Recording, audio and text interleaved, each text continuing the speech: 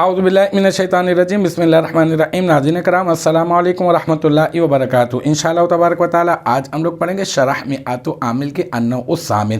اب تک اس سلسلے میں ہم لوگ پہلی ہی ویڈیو بنائی ہے، آج جو ہے ہمارا ہوگا پارٹ نمبر 2، ٹھیک ہے۔ اور جو ہے اس میں یہ بتایا جا رہا ہے کہ یہ جو اسماء ہیں جن کی بات کی ہے، اسماء نکرہ جو تمیز ہونے کی بنیاد کے اوپر جو ہے وہ اسم کو نسب دیتے ہیں، یہ 4 قسم کے ہوتے ہیں۔ عبارت ہے ہی اربعۃ اسماء، ٹھیک ہے۔ اچھا، تو ہیا کیا ہے؟ اس میں جو ہے ہیا جو ہے وہ ضمیر مرفوع منفصل ہے اور واحد مؤنث ہے، اور راجع بسوء ایسے اسماء ہیں جو تمیز ہونے کی بنا پر اسم کو نسب دیتے ہیں، ٹھیک ہے نا۔ تو پھر وہ اس کا مرجع بن جائے گا، جو اسم جو میں نے آپ کو بتایا وہ پھر یہ مبتدا بن جائے گی۔ یہ ضمیر جو ہے ہیا ضمیر مرفوع منفصل واحد مؤنث، یہ بن جائے گی مبتدا۔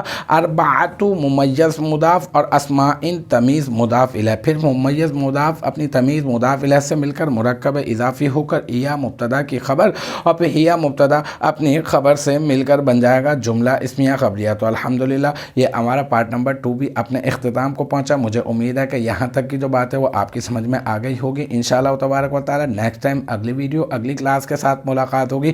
جب تک آپ اپنا بہت خیال رکھیے گا۔ وآخر دعوانا ان الحمدللہ رب العالمین۔